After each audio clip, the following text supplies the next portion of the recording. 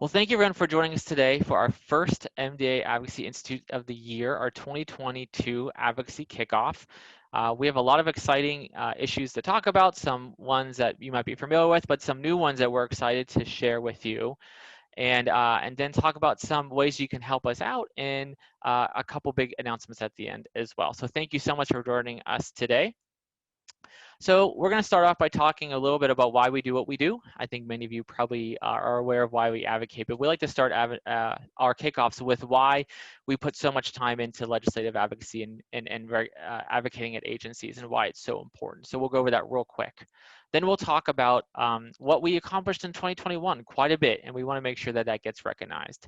Then we'll transition into the bulk of the presentation, which is what we're going to do this year and how we're going to do it. And then we'll end up with the role of everyone on this call, how you can help out, different ways to help out, and how you can take action now. Now, as we go on, feel free to please have any questions, put them in the Q&A box at the bottom of your screen. We will do our best to answer them during the webinar, but we'll also answer them towards the end as well. So feel free to put any questions you have in that Q&A box and we'll answer them. And then this will be the first of a few times I ask you this. If you are not a member of our grassroots network, please join today. Just looking over some of the Rsvp lists, I know that there's some new folks who've joined us. So if you're new, welcome. We're so happy you're here. But if you're not a member yet, or maybe you found this webinar through an email forward or on social media, please join us. We'd love to have you. You can do that in two different ways. You can go to mda.org/advocacy, or you can text us. You can text MDA USA to 50457, and I'll probably tell you that a few times. So with that, let's do some introductions. My name is Mark Fisher. I'm the Director of Advocacy Engagement here at MDA. You have a familiar face with us today, but we also have a new addition to our team that we can't wait to introduce you to. So with that, I'll ask Paul and then Michael to introduce themselves. All right, well, good afternoon, everybody, and thank you again for joining us for our very first Advocacy Institute for the year. We're absolutely thrilled to have you this afternoon. I am Paul Mellmeyer, and I lead our public policy and advocacy efforts within MDA. I've been doing that for about a year at this point, but I've been with the association for a little over 2.5 years working on public policy and advocacy, and really excited about our next year coming your way. Michael, over to you. Hello, everyone. Good afternoon. Welcome. My name is Michael Lewis. I joined Paul and Mark about a week ago. Very excited to be here and work with you all on our advocacy priority for people living with neuromuscular diseases. And a little bit about me, I've been in disability and healthcare advocacy for about 10 years, and I got honored to be here. Great. Well, thank you both Paul and Michael for introducing yourselves. And then I just want to talk a little bit before we get into our priorities is why do we do what we do? You know, I think for many folks who are not familiar with advocacy, they might be surprised a nonprofit like MDA even gets involved in the legislative process or the regulatory process. And sometimes I get asked why. And the answer is very clear. It's because if we want to live up to the mission statement on your screen, which is to transform the lives of people affected by neuromuscular disease, we have to.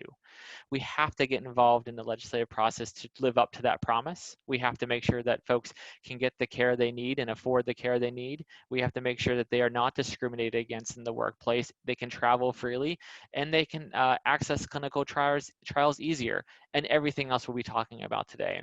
We can't really live up to the promise of transforming lives if we do not get involved in the advocacy process. And for that, I want to say thank you for getting involved. It's super effective, and we'll give you some examples of that. But we just like to lead the call with why we do what we do, and this is why we do that. So with that, Paul, I will turn it over to you to kick us off. All right, well, thank you, Mark. And that was an excellent introduction to why we advocate together and why the advocacy that, of course, the three of us do, but even more importantly, the advocacy that you do, whether it be from home or if you have in-person opportunities, just how important that it is. And we're going to get to more on that a little bit later in our presentation on specifically how you can get involved and the importance of you getting involved. But before we do that, we just want to kind of level set just a little bit. And for some of you, maybe this is just a bit of a review, but it's always important to just kind of describe our overall advocacy priorities and our advocacy pillars, as we like to call them, because there are really three main areas in which MDA advocates for the community. The first is on access to care and therapies from day one. This means we advocate for increased access to diagnostics and once diagnosed care. That could be therapies or access to specialists or access to equipment or access to whatever is necessary to treat the disease. And then our second pillar is on accelerating therapeutic development. So we know that within neuromuscular diseases, there are only really a handful of neuromuscular diseases that have any treatment approved by the Food and Drug Administration. And some of those are not particularly satisfactory for that matter. So there is quite the need for more and better treatments for neuromuscular diseases. And we want to do everything we can to accelerate the development of those drugs and medical devices and biologics and gene therapies and so forth, and make sure that they get through the regulatory process that much more quickly. And then finally, our third pillar is on empowerment and independence. We want to do everything we can to break down the societal barriers, for those with neuromuscular disabilities in living the full life that these individuals would like to lead. And that includes accessibility challenges, that includes issues finding equitable employment, issues accessing educational opportunities, and more. And we're going to get into all of this, of course, as we go along. So to move to our next slide, we want to start with last year, 2021, because of course we had really extensive goals in 2021 in all of these three areas to accomplish. And we're really proud that we were able to make a lot of great progress in all three of these areas. And I want to start with our first pillar, and that's on access to care and therapies. As we all know, for many individuals, of course, the journey with a neuromuscular disease oftentimes starts before diagnosis, because there can be many experiences associated with the disease before that diagnosis can be obtained. And we are trying to shorten that diagnostic odyssey. And obtaining that diagnosis can oftentimes be a challenge. And one of the proven to be best ways of diagnosing many individuals with neuromuscular diseases, if that disease is present at birth and is actually treatable, is through newborn screening. And we are one of the organizations leading the charge on actually trying to expand and strengthen our newborn screening infrastructure across the United States. We'll get into a little bit of what we're doing in 2022 on that, of course, here in a moment. But last year, we were able to make a good amount of progress on states actually adding newborn screens for neuromuscular diseases onto their panels. And I'll show you a map here in a second. But before I get there, I want to talk a little bit more about some of the other things that we as a community were able to accomplish in 2021. We also successfully fought for pre-existing condition protections. As many of you may remember, it was earlier in 2021 that the Affordable Care Act, but much more important than the law itself, the protections within were in front of the Supreme Court for consideration on whether these protections should continue for individuals with pre-existing conditions. These protections include guaranteed issue of health insurance, meaning that a health insurer must offer insurance to anybody, regardless of any kind of pre-existing condition that they have. Also, insurers need to charge the same premiums to everybody, with only a few exceptions, but certainly being diagnosed with a particular disease is not one of those exceptions. Insurers are not allowed to charge more if one is diagnosed with a neuromuscular disease, for example. Also, that everyone has quality insurance. Insurers aren't allowed to exclude all treatments for neuromuscular diseases or all neurologists or whatever they happen to choose from their insurance, trying to discourage individuals from signing up with those conditions. And then finally, out-of-pocket maximums as well, so that hopefully individuals within our community no longer have to pay such exorbitant costs for their care if they're covered by a private plan. All of this was in front of the Supreme Court this last year for consideration if it should continue, and we're very grateful that the Supreme Court did rule in favor, of course, of continuing these protections, and these protections remain on the books. Not only are these protections still on the books, but we also fought for increased insurance affordability, because even with these protections, we all know insurance can still be very expensive, and in many cases, it still is, of course. But we did make some progress in ensuring that the advanced premium tax credits were actually continued In 2021, we passed, along with many partners, of course, a law to increase those tax credits, to plus them up just a bit, so that insurance could be just a little bit more affordable for a lot of individuals. And I think actually we saw the fruits of that labor in one of the most successful open enrollment periods for private health insurance over the course of the last few months. Moving beyond access to care and therapies, I want to touch on accelerating therapeutic development, because this is actually where we saw some of our most exciting achievements. Of course, if you've been following along over the past month or so, or of course before then, but the most exciting happenings have been over the last month and a half. And that was with the passage and then signing into law of the Act for ALS. The Act for ALS, for those of you who are perhaps unfamiliar, it has ALS in the title, but it's actually a bill that would do a lot for individuals, all individuals with rare neurodegenerative diseases. This is a bill that would create an expanded access grants program at the NIH for individuals with ALS to be able to access therapies outside of clinical trials if they have no other option of treatment. But beyond that, this bill would also create an HHS public-private partnership. HHS is the Department of Health and Human Services at the federal government. They would create a public-private partnership where they would bring all the stakeholders around the same table to discuss how to accelerate therapeutic development for rare neurodegenerative diseases.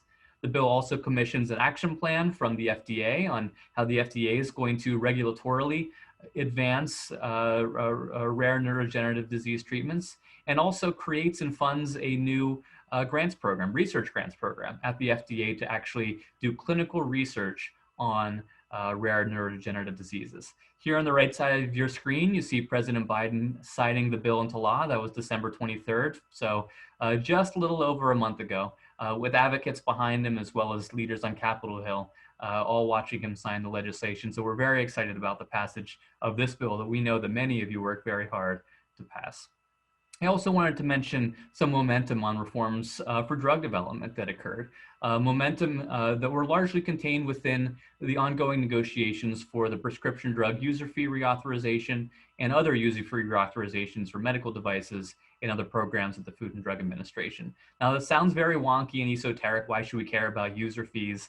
And, you know, for the most part, you can justifiably ask that question. It's not so much the user fees that are actually most of interest. It's all of the policy that comes along with it. The ways in which FDA will actually perform differently between fiscal years 2023 and 2028 based upon this agreement. And that includes a lot of things that I'm going to get into just a little bit later. I'm going to tease that for now because we're going to talk about this effort as it continues into 2022, but the groundwork was laid last year in a way that we're very excited about.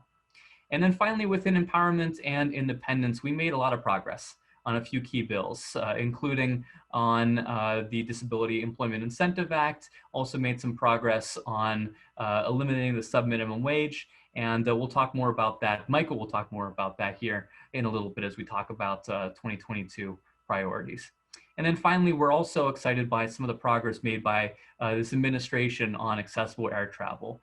For example, last year, the U.S. Access Board, which is part of the U.S. Department of Transportation, published a study showing that wheelchairs can in fact be brought on to airplanes, and that there should actually not be any major impediment for an individual who is a wheelchair user to bring their wheelchair onto the plane rather than having to transfer into another wheelchair, then transfer into their seats and then have to use an aisle chair on the plane and so forth.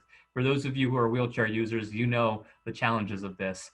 There was major progress in this area. This extensive study showing that actually is quite doable, which we're excited that could lead the groundwork for successful advocacy this year and beyond on actually bringing wheelchairs onto the plane. So as you can see, we were actually very grateful to partner with all of you to really make a lot of progress this last year in all of these areas. And just to move to the next slide, as I tease also with newborn screening, let me show you just exactly what that looks like.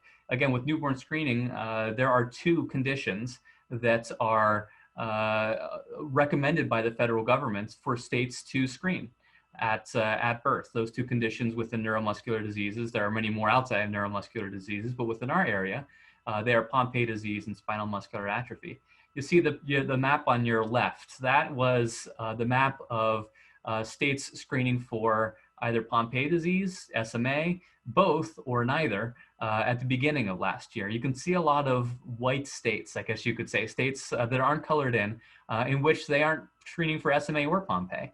And then a handful of states screening for Pompe or SMA, and then some, of course, screening for both, which we're really happy about. But over on the right side of your screen, you see that the map is a lot more colorful. That's because a lot of progress was made. Look at all those states who are now screening for SMA that weren't screening for SMA this time last year. Look at Montana, look at South Dakota, look at Texas. Think about how many babies born in Texas with spinal muscular atrophy are now being caught at birth, which means that some of the most problematic aspects of the disease can be delayed, perhaps even avoided for that matter. And progress was made for Pompe as well. Look at South Carolina, for example, adding Pompe disease onto their newborn screening panel. So the work continues in 2022, but in 2021, we made a lot of progress.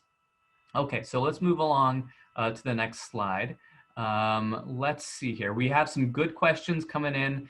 Thank you for those great questions. Please put them into the Q&A box.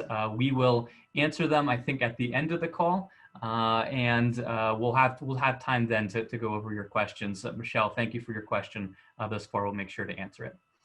Okay, so we've covered where we've been. We've talked about 2021. We're excited about the progress that we made, but we all know there's still a lot of work to be done, including a lot of work in the areas that I went over, as well as a lot of work in other areas that MDA wasn't involved in last year, or at least not as involved as we would have liked to be. And so here again, you see the 3 pillars in front of you: access to care, accelerating therapeutic development, and our empowerment and independence pillar. And you see where our priorities will lie for this upcoming year. And there shouldn't be too many surprises really in any of these areas. Of course, within access to care, still targeting earlier diagnoses, still targeting care and excuse me, adequate access to specialists and to therapies and to care in the home and to telehealth, and we'll get into all of that here in a moment. In accelerating therapeutic development, a number of priorities there, including continuing the momentum we had last year with the reforms that are included in the user fee reauthorizations, as well as now that we passed the Act for ALS, we have to implement it. And we'll talk about that as well. And then finally, over in empowerment independence, continuing a lot of the great work that we had last year while adding on some new exciting initiatives as well, which we'll get to in a moment. But let's start with access to care and therapies from day one, because that's where we're going to be paying a lot of attention in 2022, because we know that there are still plenty of access challenges that remain. And of course, to start once again with diagnosis, as that can be, of course, one of the most important milestones for individuals on their journey with neuromuscular disease. There are a number of ways that we are going to be targeting earlier diagnoses for individuals with neuromuscular diseases in 2022. And let me start with newborn screening, because it's going to remain one of our biggest priorities. Of course, there's still federal legislation that we're trying to pass, the Newborn Screening Saves Lives Reauthorization Act, which would renew the federal programs that actually assist states in implementing newborn screening conditions. And if you remember that map you saw a few slides ago of still, a good number of states not screening for Pompe disease or SMA yet. We want to make sure that those states that aren't will, starting in 2022, as best as we can. And that includes working with the states and working with all of you to try to make that happen. That also includes working with the federal government, so that the federal government's assistance to states to actually help them with implementing these new screens, that it can happen that much more quickly. And that's what this federal bill would do, among some other exciting things. But certainly not only advocating in the states for the inclusion of those 2 federally recommended screens, but also working with the federal government to actually pass this legislation, 2 of our biggest priorities for 2022. But that's not the only way in which we're going to be advocating within newborn screening. We're very excited also to add potentially a 3rd disease into the newborn screening recommended uniform screening panel for neuromuscular diseases. Right now, as I said, we have SMA and Pompe, but we're working towards adding Duchenne muscular dystrophy as well. That effort continues. It started a couple years ago, actually, and MDA is very proud to have been funding a pilot study in North Carolina that really seeks to study if and how Duchenne muscular dystrophy could be added to the newborn screening panel. We have a lot of exciting results coming from North Carolina, and actually that study will conclude at the end of 2022. But that data is going to be contributing to an effort that our friends at the Parent Project Muscular Dystrophy, PPMD, are working on to nominate Duchenne muscular dystrophy to the Secretary's Advisory Committee that actually oversees the Federal Recommended Uniform Screening Panel. And we're going to work with them to nominate Duchenne muscular dystrophy in hopes that over the course of the next year, maybe 2 years, we'll see how long it takes, we're able to actually add Duchenne muscular dystrophy onto the Recommended Uniform Screening Panel, and consequently all those states that are working towards screening for Pompe and SMA, they're going to start working towards screening for Duchenne muscular dystrophy as well. So of course, those are 3 diseases that we're working on within the context of newborn screening, and hopefully there will be more soon thereafter. We're obviously not going to be stopping just at those 3. There hopefully will be many more neuromuscular diseases that could be potentially added to newborn screening later on. But for those diseases, we know one of the best ways of obtaining a diagnosis is through genetic testing. It could be whole genome sequencing, maybe whole exome sequencing, maybe a number of the other ways, a number of the other genetic testing formats that geneticists use to actually diagnose a genetic condition. And we know many, not most of neuromuscular diseases are indeed genetic, have a genetic underpinning. We are going to be working towards increasing access to these genetic tests, because we know right now there are actually a lot of barriers to accessing a genetic test. Maybe some of you have experienced those barriers yourself, you or a loved one, and trying to obtain finally that diagnosis of that specific neuromuscular disease. And if the genetic test is that inaccessible, it can oftentimes take years to actually obtain that diagnosis. So we're going to try to make genetic testing more accessible this year through a number of ways, but including advocating at the federal level for legislation that would, through the Medicaid program at the very least, and we'll expand beyond there certainly, but at least within Medicaid, make genetic testing that much more accessible for individuals with genetic conditions, including, of course, genetic neuromuscular diseases. From there, of course, we have priorities within improving access to quality, affordable healthcare. And this really includes several initiatives that we're going to be working on. This includes making sure that those tax credits that I had mentioned earlier are able to continue, and not only just continue, but be made permanent, so that the affordability mechanisms that are in place right now, but aren't permanent and could expire at a later day, that those are made permanent, so that hopefully these insurance offerings, if not as affordable still as we would like, are still more affordable than they otherwise could be. And consequently, these tax credits, of course, are very important. We also are paying very close attention to Medicaid, ensuring that Medicaid programs across the US are still adequately covering, still adequately serving those with neuromuscular diseases. And that includes in states that have chosen not to expand Medicaid, looking for ways to work with those states or work with the federal government to then work with those states to ensure that Medicaid expansion can actually happen in those states. Because we know that many individuals with neuromuscular diseases do rely on Medicaid, and perhaps they actually fall within the coverage gap in those states that have not expanded Medicaid. And that's a problem, because that means that insurance is going to be very challenging for them to find.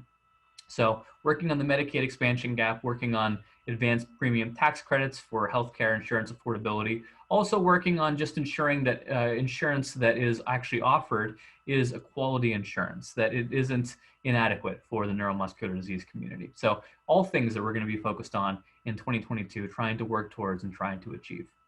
One of the things that has been most beneficial to the neuromuscular disease patient community over the course of the last couple of years, it's one of those silver linings, I guess you could say, of the pandemic, is the expanded use of telehealth. Telehealth being access to care either in one's home or perhaps at a local clinic, and being able to actually access those neuromuscular disease specialists or other specialists that are necessary for individuals with neuromuscular diseases to see.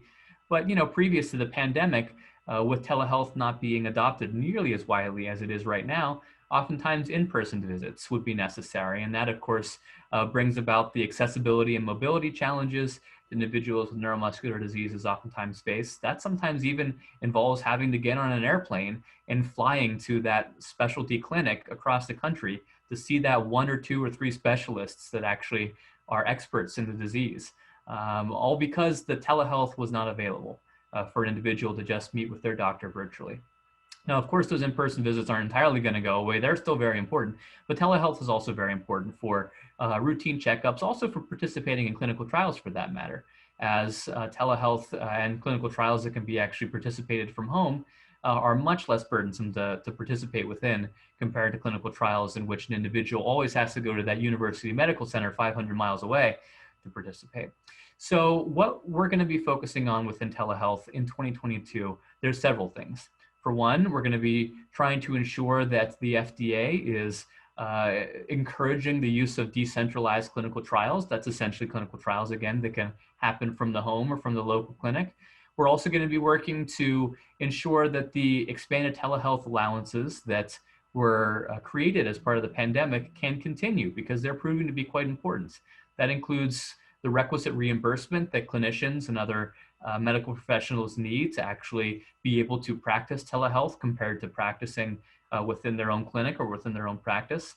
That also includes ensuring that the laws that have allowed for practitioners to practice across state lines that have been common within the COVID-19 pandemic are also able to continue. And some of these are actually, unfortunately, expiring over the course of the last little while. We want to be sure that if they are to expire, that they are at the very least replaced with laws that still allow for that specialist, let's say in New York City, to see that patient in Mississippi, or in Montana, or in Missouri, or in whatever state that starts with the letter M, apparently, that they're able to see them and actually still provide that expert care, rather than that allowance going away, and that's physician, wherever they happen to be, not being able to see their patient virtually if they happen to live in another state. So very important laws at both the federal and state level that we're going to be working on over the course of 2022 to maintain and perhaps even expand in areas the ability for neuromuscular disease specialists and really anybody in the medical professional area who see those with neuromuscular diseases to maintain their ability to do so through telehealth. Finally, the last thing in this area I'd like to mention is on home and community-based care. Now, this is an issue that we know many within the neuromuscular disease community face, in which optimally care can be delivered in the home. Care can be delivered through a personal care attendant, through a home health aide, through whatever professional. It doesn't actually even have to be medically related. It can be just an assistant to help with the activities of daily living that we know many individuals with neuromuscular diseases require assistance with. And oftentimes coverage for these for this in-home care is provided through Medicaid and is provided through what's known as home and community-based care programs. Now, what we know to be the case is that oftentimes these programs are very inaccessible in the way in which they're very narrow in eligibility, as well as even if one is eligible, oftentimes there are extensive waiting periods for individuals with disabilities, any individual who qualifies, to actually finally receive that in-home care that they've been seeking. In some states, it can take years on the waiting list to actually finally access that in-home care. We also know that there are a shortage of in-home care attendants. It's oftentimes not just the waiting list or the eligibility criteria that's of issue. It's also just a shortage of individuals to provide that care. And so we're in 2022 going to be looking for ways to address this. Already in federal legislation, in the Build Back Better Act, there were provisions that would have really substantially increased the ability for individuals with disabilities to actually access in-home care. Of course, we all know, at least I think we all know, the Build Back Better Act has not passed at least as of yet. But nonetheless, this is going to remain a priority of ours going into 2022 to try to increase opportunities to access in-home care for those with neuromuscular diseases. So those are kind of the broad highlights of our priorities within access to care and therapies from day one.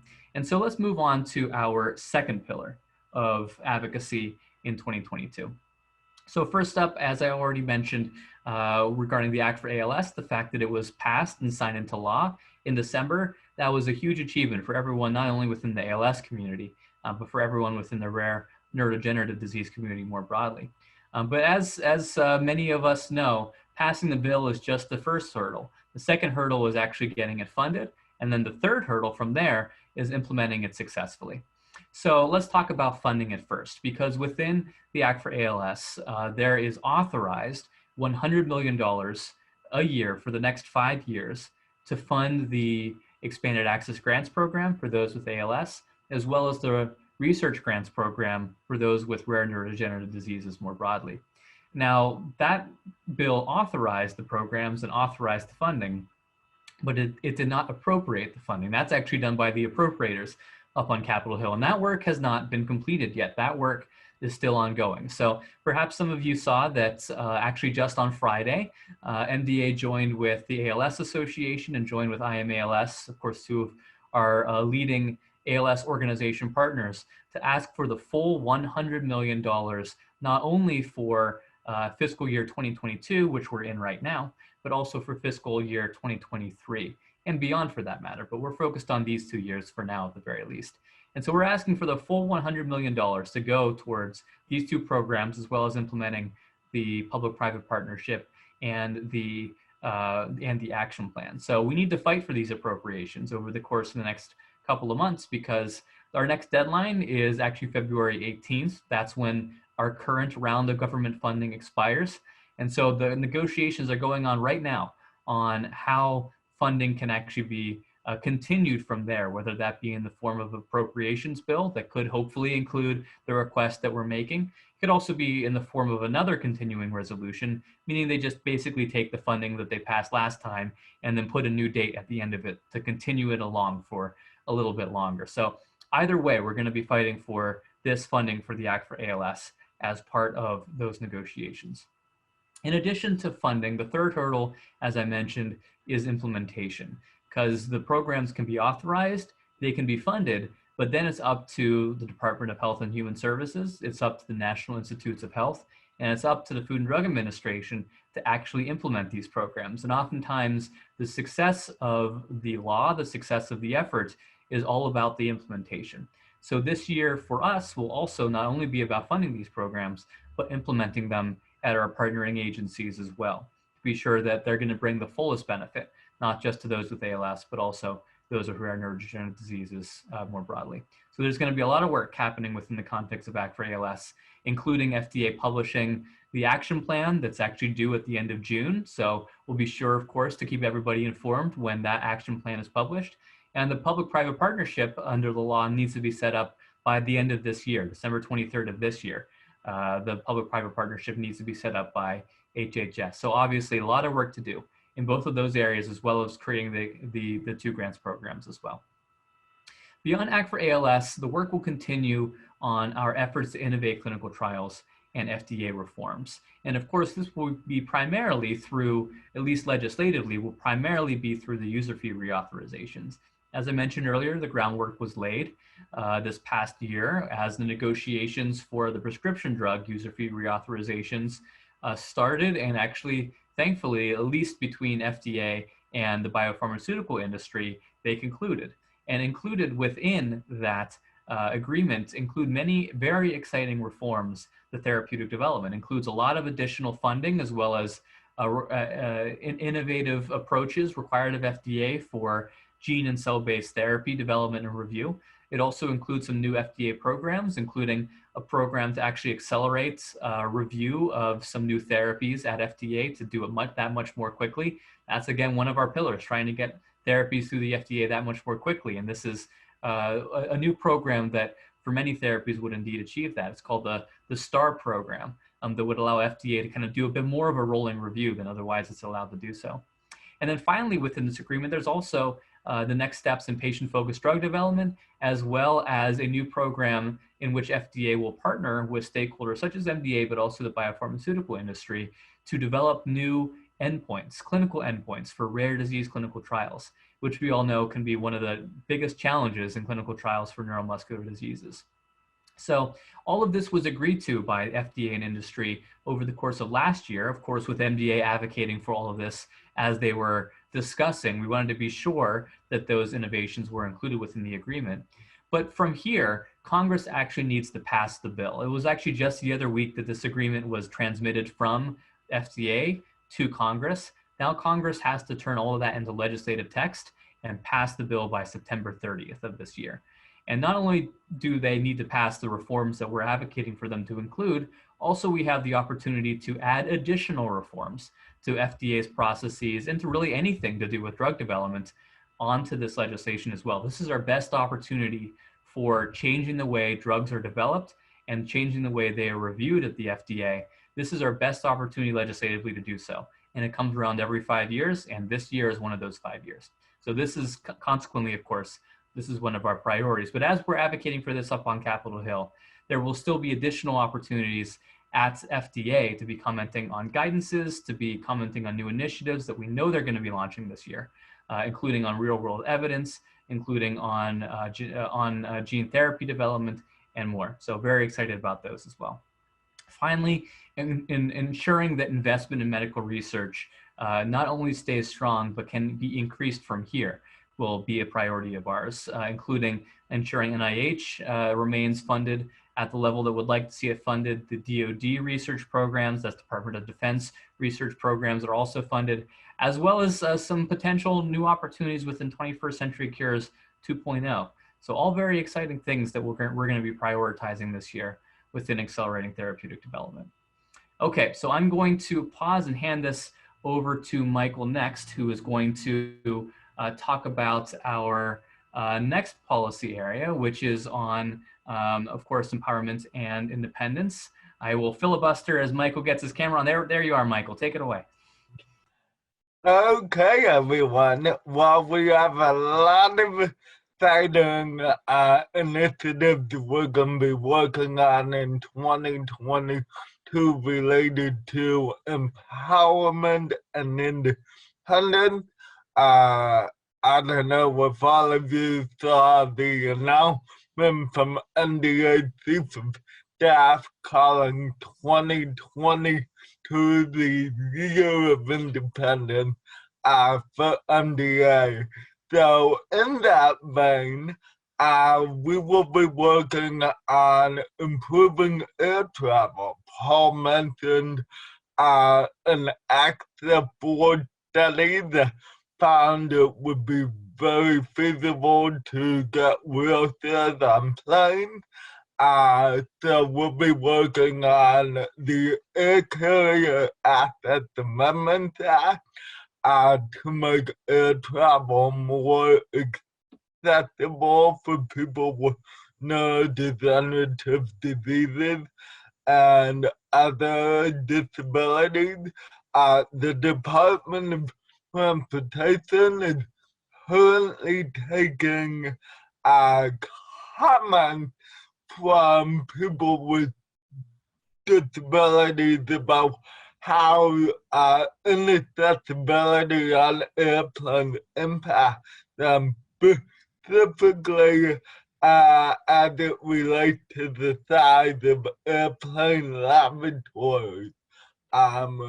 Right now, in single-aisle aircraft, they are not really accessible, and because of that, it can lead a lot of people with disabilities to just not fly because if they're on a long flight and can't go to the bathroom, that presents a very challenging situation.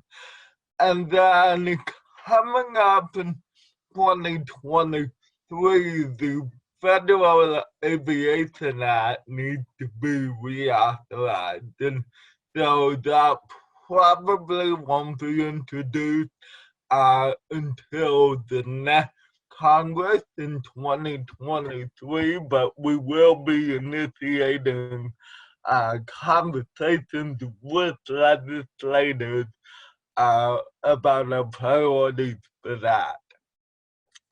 Ending workplace discrimination and ensuring access to competitive integrated employment, and specifically ending the sub-minimum wage for workers with disabilities. Senator Casey of Pennsylvania has introduced 2 different bills aiming at providing equal opportunity in the workplace, specifically transforming from sub-minimum wage jobs to competitive integrated employment, which was really the point of the workforce opportunity investment not a few years back, but there's been some funding issues. So these bills would assist employers with grants to make that transformation. And then a relatively new issue that we've signed on to is enhancing supplemental security income, or SSI. Senator Brown from Ohio has introduced the Supplemental Security Income Restoration Act, which would provide a 31% increase in monthly SSI benefits and index them to inflation.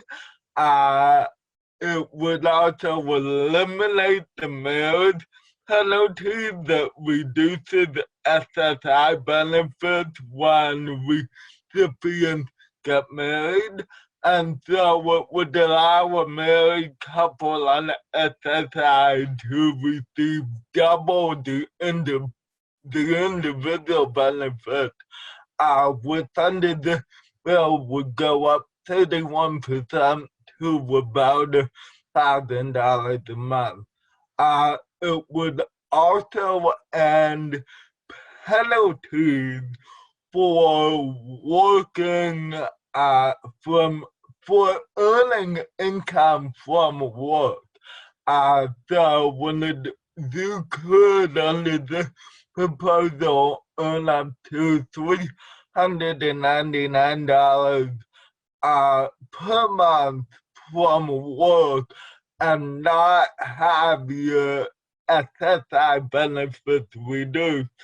And lastly, it would update the asset limitation from the current $2,000 for an individual and $4,000 for a couple to $10,000 and $20,000 respectively. So it would allow individuals who do receive SSI to save more and to build up assets. And then last but not least, this is the carryover from 2021. We're still going to be fighting very hard to get some form of a paid leave program enacted. Whether that means that it's included in a reworked Build Back Better bill or some other vehicle, but it's vitally important for people with neurodegenerative diseases and other disabilities and their family members to have that paid leave so that they can go to the doctors and get the care and treatment that they need. That is all for me. I will hand it back off to Mark. Mark? Excellent. Thank you, Michael, and thank you, Paul. We're getting some nice questions into the Q&A box, so feel free to please put any questions you have. Michelle, Crystal, and Steve, we see your questions, and we'll get to those in just a few moments. But if anyone has any other questions, feel free to put them in the box. Thank you for those who already submitted them. So it's my job to, as they say, land the plane. So we just wanted to talk a little bit about what everyone on this call can do. We've heard a lot of amazing policy priorities that we want to work on, and the good news is there's something for everyone. If something that you heard today perked your interest, we can help. We have something for you to help us with those pieces of legislation. So I like this slide that I have on the screen right now because it really is a menu of things that you can help us with. No matter what your comfort level is, no matter what you're comfortable doing, we have something for everybody. So first, I'll say this for the second time. If you're new to us, please join us if you're not on our advocacy list. please join us today. That's the first thing you can do. You can see on the bottom of the screen how to do that. And when you do that, you'll receive timely updates from us on these issues and more about how you can help out. We'll ask you to email and tweet your members of Congress. That's the simplest but also an effective way to let your members of Congress know that this issue is important to you and you want them to prioritize it. And I'll go into a second about how effective that had been last year. And if you're not sure who your representative is in Congress, no worries. Our system will make sure that you are matched to your appropriate member of Congress and senators when you take action with us. We'll take care of all that for you. Also, you can take action on government agency regulations. That might seem a little wonky, but especially with some of the air travel work we're working on, the Department of Transportation really wants to hear the voice of folks like you on the call who travel or who have experienced issues traveling. They definitely hear from the airlines, they definitely hear from the manufacturers, and they hear from the airports, and they definitely want to hear from you as well. So when that happens, we'll make sure that everyone can connect and contact the Department of Transportation on air travel issues, or maybe something FDA, anything with the government agencies that we think that it's important to have the patient and the neuromuscular voice. We'll make sure that we get that opportunity to you. Also, you can have educational webinars like you're on today. So you can check that off the list. You've already completed that. And then some trainings we do as well. You can see on the right hand of the screen, that was a training we did for a virtual lobby day we did a few years ago. And I'll give you a kind of, we'll update you on another virtual event that we're doing later this year. And then if all the things that you can do as an advocate, sharing your story is the most important and the most powerful tool you have in your toolbox.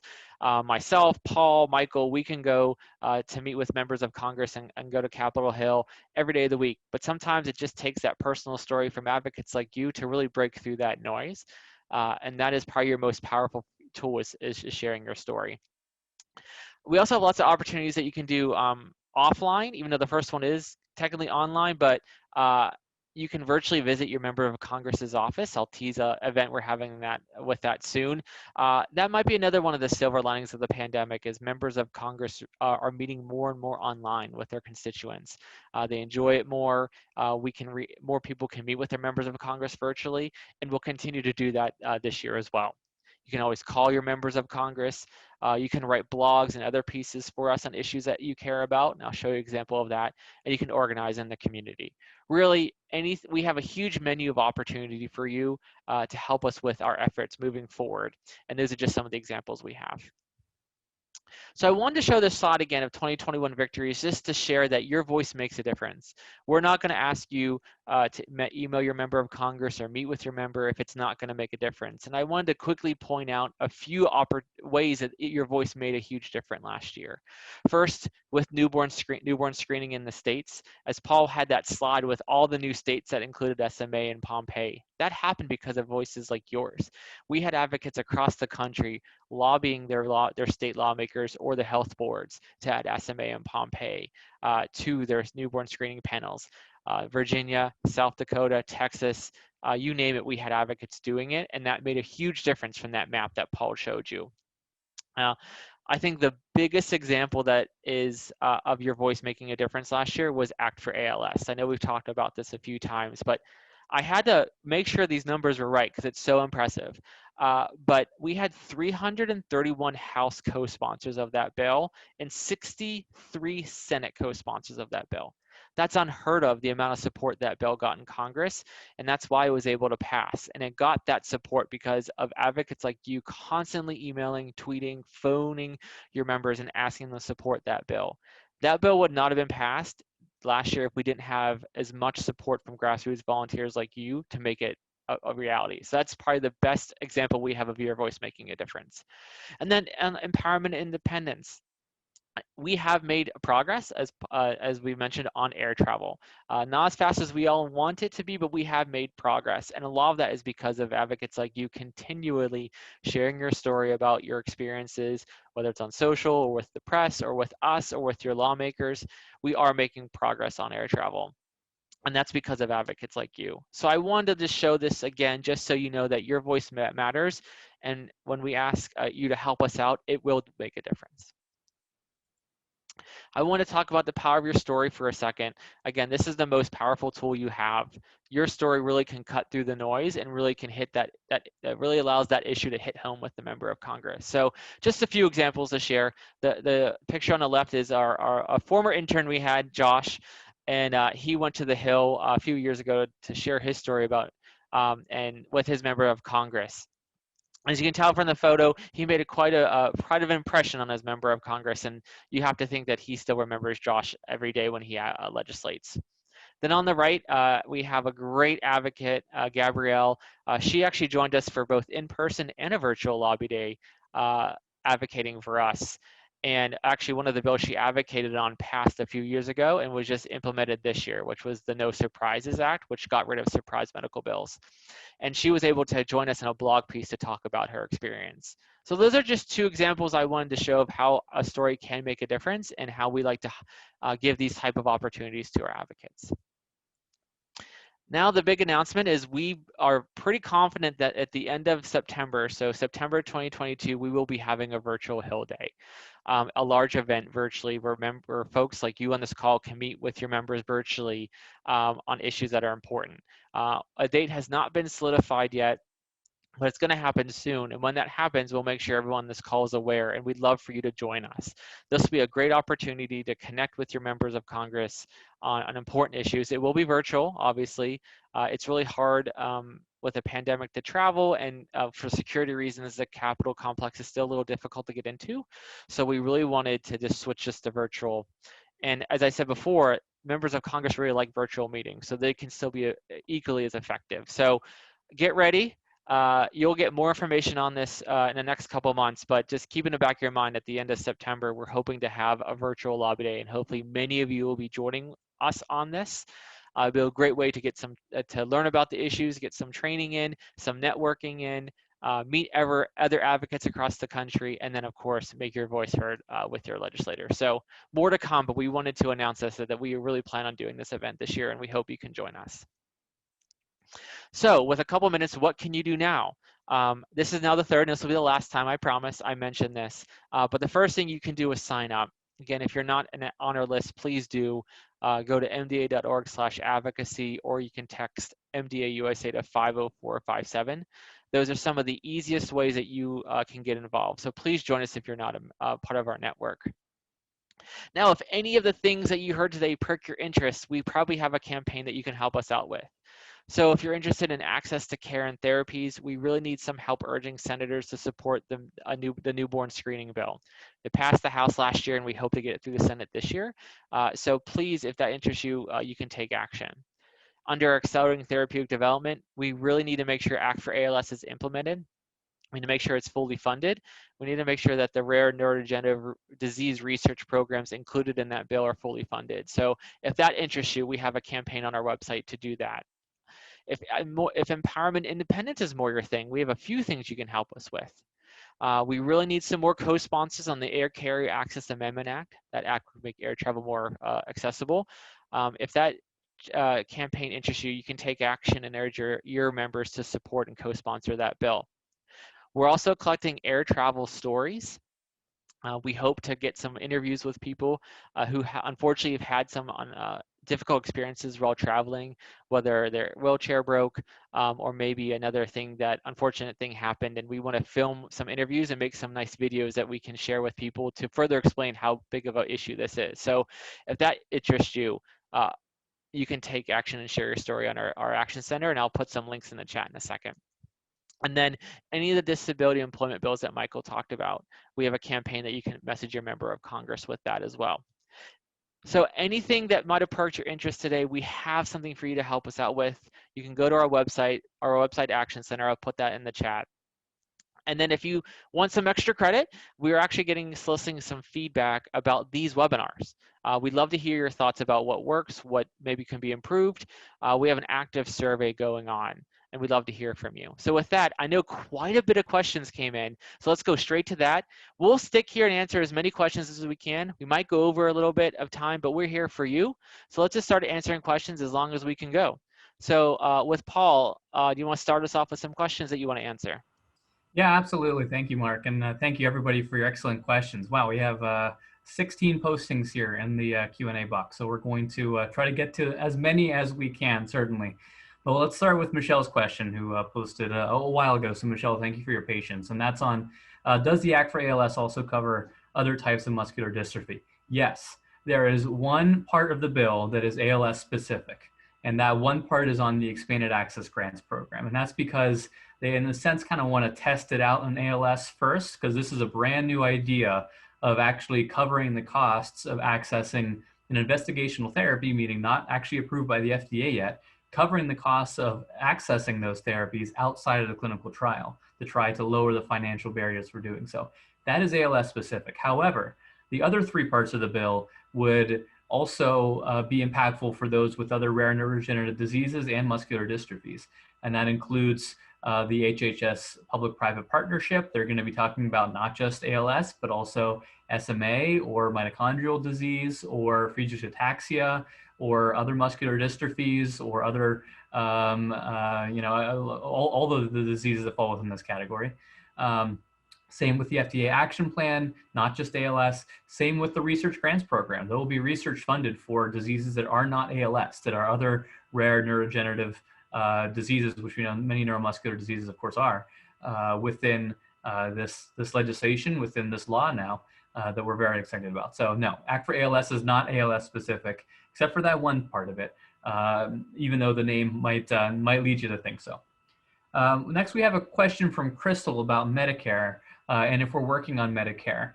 Yes, absolutely. Perhaps you didn't hear me say much about Medicare today, and I do apologize for that, but we do have priorities within Medicare. And let me just give you a few examples. Within the Build Back Better Act, one of the provisions that we did support was a cap on out-of-pocket costs within the Medicare program. Medicare is one of the few insurance programs now left within the United States that does not have an out-of-pocket maximum on Medicare Part D, as in dog, for prescription drugs. And that's something that we want to change. And we're part of advocacy efforts to change that so that there can be an out-of-pocket maximum in Medicare. And along with that, we're paying very close attention to ongoing discussions about Medicare Part D benefit structures. We're also participating within an effort that has to do with Medicare Part B as in boy, access and payment structures. And also, of course, with the other parts of Medicare, A and C, paying close attention to them as well. So Medicare is really is front and center for us, Crystal, even if I didn't spend quite as much time on it today, which I do apologize for. But Crystal, thank you very much for that question. It's very important. Stephen asked, when can we expect to get a paper on each of the legislative asks? So right now, let me tease one thing, and that is well, I'll tease several things, but the first and foremost thing is a blog that we're going to be publishing very shortly on our 2022 priorities. It's going to be a bit of a distillation of what we're talking about today, but on your computer screen for you to read, because I know that we're throwing a lot of information at you right now, not a lot of hyperlinks, not a whole lot to be able to just go off and read if you want additional background. That blog is going to at least partially try to address that, but it's still a blog. It's not going to be an extensive paper. We'll have a lot of links coming from it, excuse me, but then our advocacy webpage also have links to letters, to policy statements, to comments that really do kind of encompass all of these areas, I will say. But Stephen, if there are additional places in which you'd like additional literature, if you can't find it yourself, or if we're not otherwise clear on where to find it, please do reach out. Please reach out to advocacy at MDA USA, or I know you've communicated with us before. So in any way you want to reach out to us, please do. We'll be sure that we get you the right literature to have with your advocacy. Mark, Karen asked, where can I watch this later? Mark, where can she watch this later? I love that question because I know how to answer it. Yeah, if you go to our Action Center, there's a spot there that says Advocacy Institute. It will be there. It'll be in our social property as well. Give me about 24 hours to get the link ready, but it'll be on our website, and feel free to share and watch us. That's a good question. All right, thank you very much, Karen, for that question. Crystal asked about in-person calls to action this year. Mark talked a lot about both in-person and online, and we're looking for likely a virtual lobby day in September because of limited opportunities, frankly, to actually get on Capitol Hill, because mostly actually just generally due to tighter security right now due to a situation around January 6th of last year. However, we do oftentimes still like to put forward opportunities for you all to take advantage of for in-person advocacy that aren't just coming to Capitol Hill here in Washington, D.C. Also opportunities in your community, whether they be town halls, whether they be visits to your local congressperson's office, whatever it happens to be. Mark, would you add anything to that answer? Yeah, I would say around recesses, like August recess, we'll probably put together some sort of action you can do that you can visit your local office as well. I would say, but Paul's right, bringing people to DC, we're really hoping for 2023 we can do that. It's just a little difficult right now. We don't want to have people come here and they can't meet with their members. So I'd say around recesses, we'll put some information about what you can do back in your community. All right, thank you very much, Mark, and thank you for the question, Crystal. We got some really good points from Ryan about state Medicaid qualification rules and its impact on employment, as well as opportunity to telework and how important that is for individuals with disabilities. I don't see much of a question, but Mike, I want to know if you wanted to comment on either of those really good points that Ryan raised about Medicaid and about telework and their importance for maintaining employment opportunities for individuals with disabilities. And you're on mute, Michael. That has been an ongoing concern for many years. Different states have radically different income limits for Medicaid, and the way the Medicaid law is written right now, that would require another bill, which would be great for us to work on.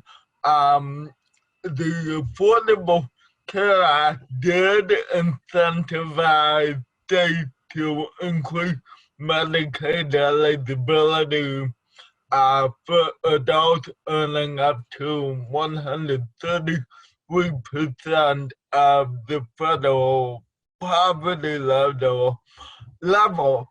Most of the states did that. I think there's still about 12 or 14 that didn't, and there is hope that a better bill would provide money to the states that didn't.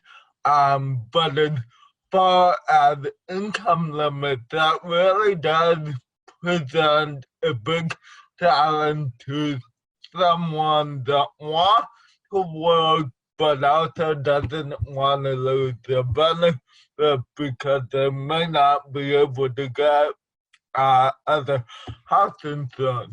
So that is something we will continue to work on and monitor. The other thing regarding opportunities for people with disabilities to telework, that is a great point, Ryan. I think over the course of the pandemic, we've seen a lot of big companies expand the telework options. I know Google, Apple, Facebook, all the big tech sort of companies, and even the federal government have instituted maximum flexibility in terms of opportunity for people to telework.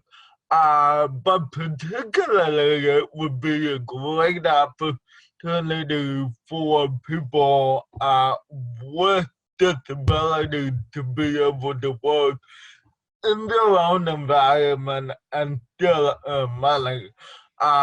I am going to be working very heavily on the disability employment field. So I will definitely bring that suggestion and see if there's a way that we might be able to work in some type of language related to the telework ability for people with disabilities. Awesome. Thank you, Michael. And Ryan, again, please reach out to us, advocacy@mdausa.org. You'll reach the three of us, and definitely, I'm sure, would be open to further conversation. Michael, great answers on both of those questions. Mark, will all states be involved in a virtual Hill Day? Yeah, I'll take a few of these. I know we're at 7 minutes after, but we still have 24 people on, so we'll continue answering these questions. But if you have to hop off, we totally get it. So feel free to reach out to us at advocacy@mdausa.org, and we can answer your questions there. But I'll keep answering as many as we can. Karen, good question. You know, we're still planning this. We're still planning the virtual Hill Day, of course. But in my mind, I want as many people to participate as possible, especially since it's virtual now. We can reach more people. So I'd imagine we'll have as many states as possible to be involved.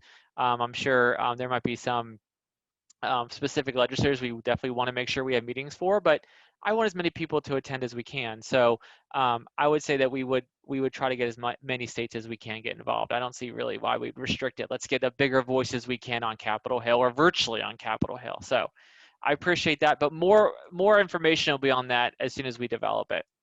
I'm going to take another one, Paul. Just I see Crystal talking about reaching out to front runners in the election. This is just a good question about MDA's advocacy. We are nonpartisan, not political, so we would never reach out to candidates, or we would never reach out to sort of a really kind of heavy election work. And that said, whatever advocacy you would like to do, please go ahead and do it. But that would be kind of on your own time. But in terms of being more those election stuff, we might do a few election things, but we try to be really nonpartisan and non-political. So we might not dive into that maybe as much as maybe you would hope. But I do appreciate that question for sure. And if you have any other questions, Crystal, feel free to reach out to us and we'll answer those. So Paul, back to you, what you would like to answer. All right, I just see a couple additional questions here just in our last few minutes. Dan, I really appreciate your question about Medicare coverage, particularly of devices or equipment that individuals with neuromuscular diseases often need. And your example of needing a stair lift and not being able to obtain one through Medicare is really problematic. And frankly, those are the exact stories that we really appreciate hearing and that we can use as ammunition, essentially, to encourage the Centers for Medicare and Medicaid Services, CMS, to change their policies. And if CMS won't, then to go to Congress and advocate for them to change their policies. So Dan, I really appreciate you sharing that, because it should not be that way, that a stair lift that is essential, as you very well point out, is seen as a luxury, and consequently you're unable to obtain it, and you're unable to get down the stairs certainly as safely as you should. So I really appreciate you putting that in the chat box, and that's something that we'll look to get more involved in, certainly. So I appreciate that. From there were a couple questions about emphasis on specific areas, such as on Duchenne's or limb-girdle muscular dystrophy. So certainly we're involved in both areas. In fact, nearly everything that we do will be a benefit to individuals with Duchenne or individuals with LGMD, including of course, everything around accessible air travel and access to education, access to employment, as well as the grants programs and some of the initiatives at FDA and HHS that were commissioned as part of the Act for ALS will be a benefit to those with Duchenne and limb-girdle muscular dystrophy through the discussion, collaboration, and development of new endpoints within these clinical trials, new trial designs. The list goes on. And one final thing I do want to mention with limb-girdle, which I actually hadn't mentioned earlier, in case there's anyone from the limb-girdle community on the line with us still, is that last year we submitted to the federal government a nomination for specific diagnostic codes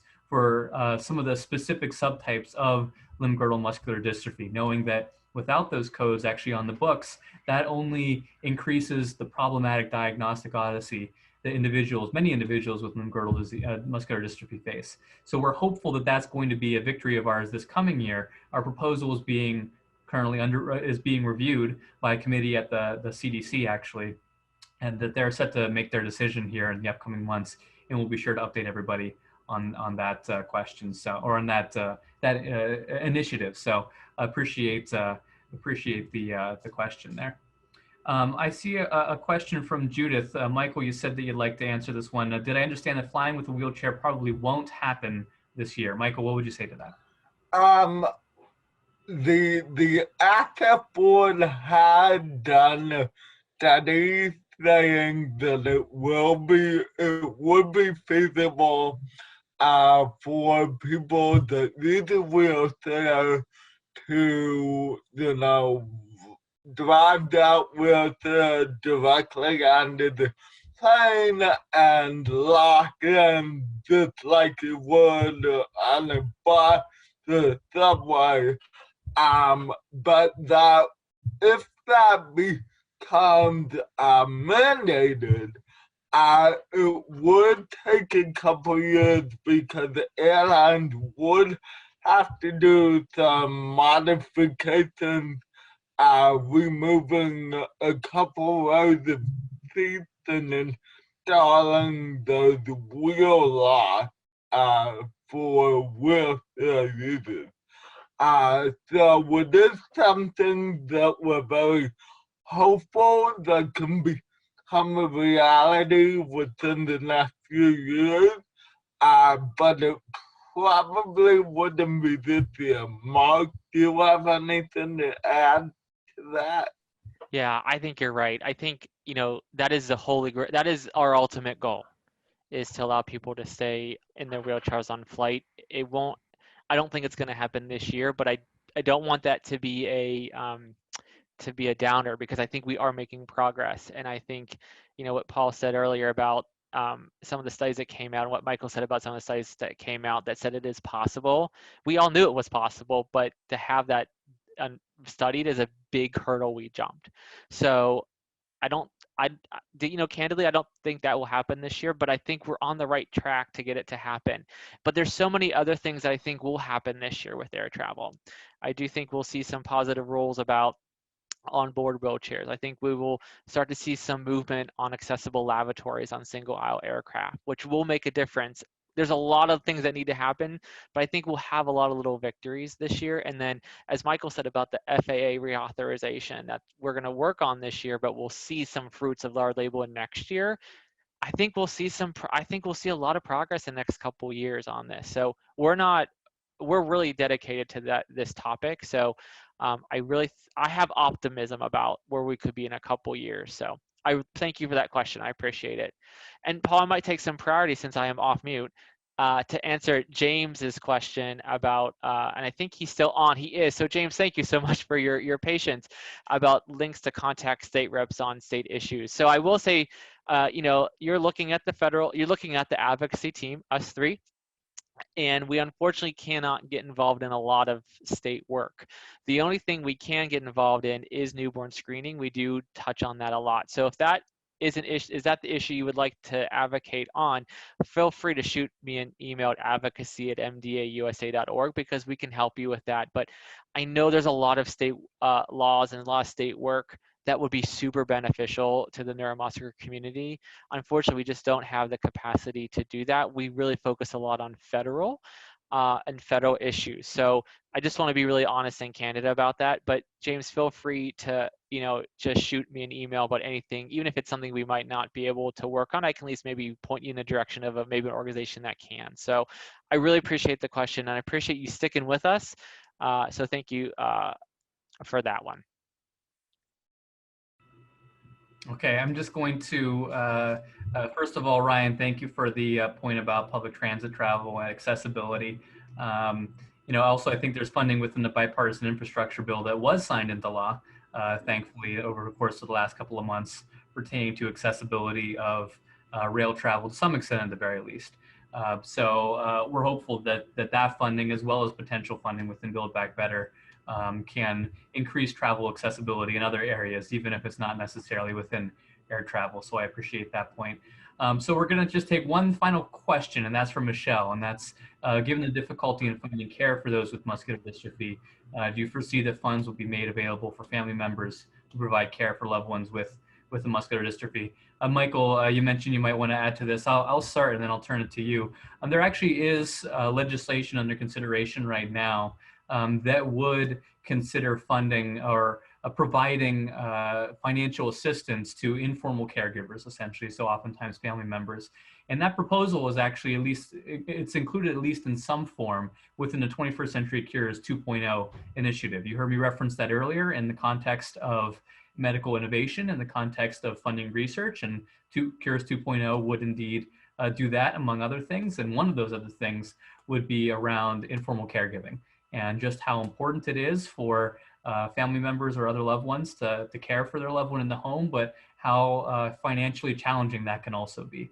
And also, of course, paid leave initiative would also assist those to take off work to be able to care for their loved one if for a certain amount of time under a variety of different proposals. Paid leave proposals would also, at least in some ways, try to address that financial challenge. But I'm sure I missed something. Michael, would you add anything further to that? I think he covered it. Okay, perfect. All right, well, Mark, I think that brings us to the close of our questions. I'll just say personally, thank you all so much for not only joining us for today's webinar, but for all of the excellent questions that you sent in. Michael or Mark, last words to you. Just thank you. We're excited to work with you. I think that this year should be a very exciting year, and it's all thanks to you and your help. So thanks for joining us. Thanks for staying over time. We enjoyed answering these questions, and thanks for joining. And we'll see you next time.